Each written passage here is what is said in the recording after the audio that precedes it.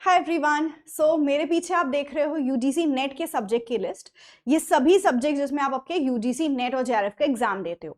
So out of all these 87 subjects, क्या हमारे पास कोई ऐसा सब्जेक्ट है जिसमें नेट और जेआरएफ करना बहुत आसान हो? मतलब ये पेपर अगर हम दें नेट और जेआरएफ का इस सब्जेक्ट में, तो नेट और जेआरएफ के हमारे चांस गारंटीड हो जाएं। क्या सच में ऐसा कोई सब्जेक्ट है? चलो मैं बताती हूँ। सबसे पहली चीज, अगर हम यूजीसी नेट के बात करें तो यूजीसी नेट का आपका जो एलिजिबिलिटी है, it is the person should have post graduate degree. Post graduation आप या तो आपका हो गया है या आप अपियरिंग हो, एंड पीजी के अंदर आपको 55% मार्क्स अचीव करना मैंडेटरी है, ये आपकी एलिजिबिलिटी है। देन यू गेट 5% का relaxation if you belong to the other categories like SC ST OBC। So आपकी जो यूजीसी नेट की एलिजिबिलिटी है, you have to do your PG, post graduation कम से कम होना चाहिए। पोस्ट ग्रेजुएशन के अंदर आपका जो भी सब्जेक्ट है उसके अंदर आपको नेट एग्जामिनेशन देना है। फॉर एग्जांपल, अगर आपने पोस्ट ग्रेजुएशन किया है एजुकेशन से, तो आप एजुकेशन या रिलेटेड सब्जेक्ट्स, अगर आपके सब्जेक्ट के अंदर नेट नहीं होता है तो आपको आपके रिलेटेड सब्जेक्ट के अंदर जाना होता है। नाउ यूजीसी नेट के अगर हम एग्जाम पैटर्न की बात करें तो एग्जाम पैटर्न इज कि आपसे 300 क्वेश्चंस पूछे जाते हैं पेपर 1 से, जहां पर आपके क्वेश्चंस बनते हैं 150 क्वेश्चंस पूछे जाते हैं 300 मार्क्स के। पेपर 1 जहां पे आपके 50 क्वेश्चंस बनते हैं, एंड पेपर 2 जहां पर आपके होते हैं 100 क्वेश्चंस। 150 क्वेश्चंस आपके होते हैं जहां पर 300 के ऊपर आपको मार्क्स दिए जाते हैं। Every question carries 2 marks, right. Paper 2 हमें कौन सा चूज करना चाहिए जिससे कि हमारे चांसेस ऑफ जेआरएफ बिल्कुल गारंटीड हो जाएं? तो यहाँ पर आपको एक चीज समझनी होगी कि जो आपके पेपर्स है ना, अगर हम देखें तो कुछ ऐसे पेपर्स होते हैं हमारे, जैसे भी मैंने एजुकेशन का नाम लिया, हिस्ट्री हो गया, पॉलिटिकल साइंस हो गया, यहाँ बहुत सारे कैंडिडेट्स एक साथ बैठते हैं एग्जामिनेशन देने। मतलब अगर हम हिस्ट्री की बात करें तो हिस्ट्री की बहुत ज्यादा स्ट्रेंथ है, मतलब 2 लाख तक भी स्टूडेंट्स आपके इस एग्जामिनेशन के अंदर बैठते हैं सब्जेक्ट में। उसी तरह अगर हम बाकी सब्जेक्ट्स की बात करें, मतलब यहाँ पे 90 से लेके 1 लाख तक स्टूडेंट्स होते ही हैं इन सब्जेक्ट्स के अंदर। आपके जो पॉपुलर सब्जेक्ट हो गए, मास अपील वाले सब्जेक्ट्स हो गए, let's say for example you have history, you have education, you have commerce, तो यहाँ नंबर ऑफ स्टूडेंट्स बहुत ज्यादा होते हैं। वहीं आपके कुछ सब्जेक्ट्स होते हैं जैसे यू हैव जो भी आपके रीजनल लैंग्वेजेस हो गए, संस्कृत हो गया, you have other regional language, तो यहाँ पे आपको जो स्टूडेंट्स मिलेंगे, स्ट्रेंथ मिलेगी, वो कम मिलती है। यहाँ कम जो है स्टूडेंट्स इन सब्जेक्ट्स के लिए बैठते हैं, इट इज लाइक 5000, उससे भी कम हो सकते हैं। जहां पर एक तरफ आप देख सकते हो कि कुछ सब्जेक्ट्स ऐसे हैं जहां अराउंड लाख स्टूडेंट्स बहुत आराम से बैठते हैं, वहीं एक आपका जो है कैटेगरी होता है जहां पे आपके रीजनल लैंग्वेजेस आ जाते हैं कि यहाँ स्टूडेंट्स बहुत कम होते हैं। Now if we see at the selection, तो आपका क्या क्राइटेरिया क्या है? टॉप 1% को हम जेआरएफ, मतलब यूजीसी जेआरएफ अलॉट करता है, और टॉप 6% को नेट दिया जाता है। अगर हम इस कैटेगरी में देखें तो टॉप 6% में आने के लिए ऑब्वियसली बहुत फाइट करना पड़ेगा, क्योंकि यहाँ नंबर ऑफ स्टूडेंट्स बहुत ज्यादा हैं। वहीं आपके रीजनल लैंग्वेजेस के अंदर आप देखो तो नंबर ऑफ स्टूडेंट्स कम होते हैं, तो टॉप 6% या टॉप 1% में आना कंपेरेटिवली हमारे लिए आसान है। यहाँ पर आपके रीजनल लैंग्वेजेस के अंदर आपका जो नेट और जेआरएफ है वो क्लियर करना हमारे लिए ज्यादा आसान होता है। बट कंसिडरिंग कि पेपर 1 और पेपर 2 बहुत डिफिकल्ट नहीं दे दिया हो। दूसरी चीज ये कि आपका अगर कंपटीशन यहाँ पे कम है, लोग, नंबर ऑफ कैंडिडेट्स कम है, तो ऑब्वियसली इन सब्जेक्ट्स को वही स्टूडेंट्स ऑप्ट करते हैं जो सीरियस होते हैं, राइट। अगर आप सीरियसली किसी subject, let's say for an example आपको संस्कृत में इंटरेस्ट है, तो ही आप इन सारे सब्जेक्ट्स पे जाओगे।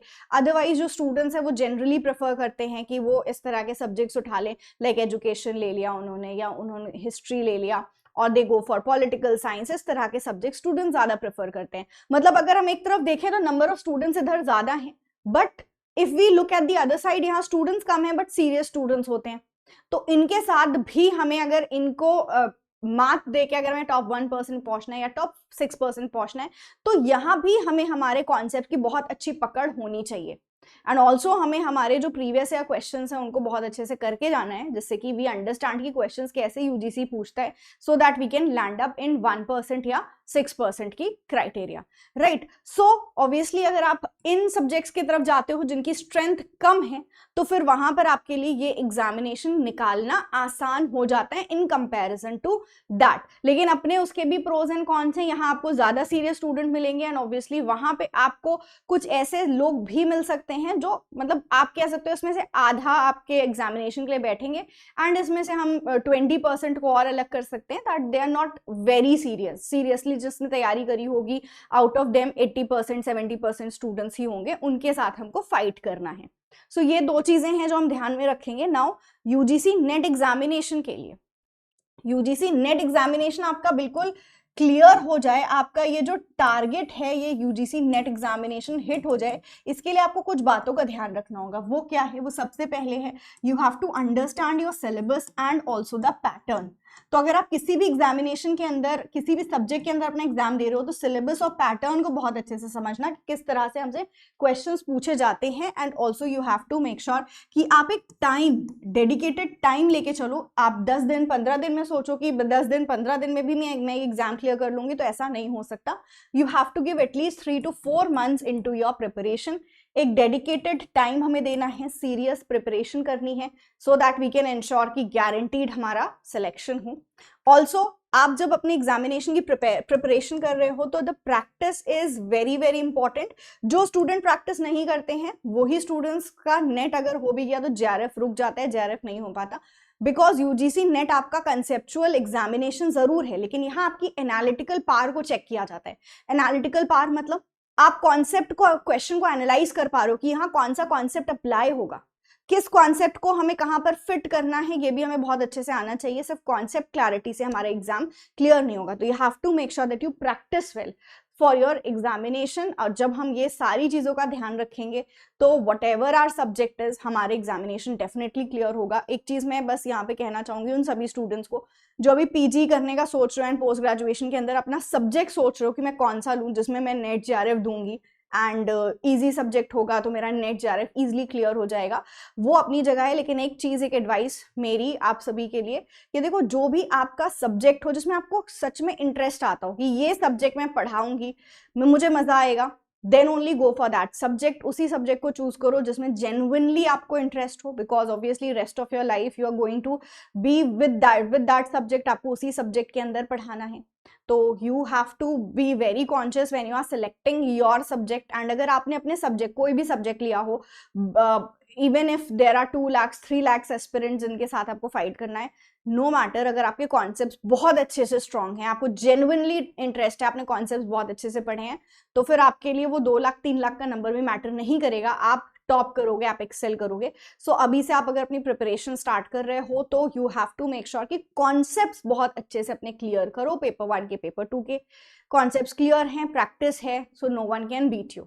सो यस, आई होप इस वीडियो से आपको क्लैरिटी मिल गई होगी कि यूजीसी नेट एग्जामिनेशन के अंदर आप कौन से सब्जेक्ट की तरफ आपको जाना चाहिए। एंड ऑल्सो वन थिंग कि बहुत सारे स्टूडेंट्स को लगता है कि हमारा नेट जो है, नेट या जेआरएफ हम किसी दूसरे सब्जेक्ट में दे दें जो जिस सब्जेक्ट में हमारा पीजी नहीं है। तो यूजीसी की जो गाइडलाइंस हैं वो कहती हैं कि अगर आपके सब्जेक्ट में नेट हम नहीं कंडक्ट कराते तो आप रिलेटेड सब्जेक्ट की तरफ जाना, लेकिन अगर आपके सब्जेक्ट में नेट हम कंडक्ट कराते हैं तो अपने ही सब्जेक्ट में नेट का एग्जाम देना। देखो, दे तो आप अभी सकते हो, आप किसी भी सब्जेक्ट के अंदर जाके नेट दे रहे हो, लेकिन इसका बेनिफिट आपको नहीं मिलेगा, क्योंकि जब आप इंटरव्यू के लिए जाओगे, लेट्स से कॉमर्स के असिस्टेंट प्रोफेसर की जो है जॉब निकली है, वैकेंसी निकली है, और आपका जो है सब्जेक्ट था स्कूल में, मतलब पोस्ट ग्रेजुएशन तक आपका जो सब्जेक्ट था वो साइंस था, आपको इंटरेस्ट आया, आपने कॉमर्स में नेट दे दिया और आपका क्लियर भी हो गया, बट क्या वो आपको रिक्रूट कर लेंगे? क्या आपको वो कॉमर्स के असिस्टेंट प्रोफेसर की पोजीशन पे रख लेंगे? आपका पीजी साइंस के अंदर है, नहीं रखेंगे। तो इसलिए हमें हमारे सब्जेक्ट के अंदर ही नेट और जेआरएफ का एग्जामिनेशन देना है। अपने कॉन्सेप्ट्स को बिल्ड करो, कॉन्सेप्ट्स को आप बहुत अच्छे से फोकस करो, प्रीवियस ईयर क्वेश्चंस प्रैक्टिस करो, you will nail this examination for sure. Thank you so much.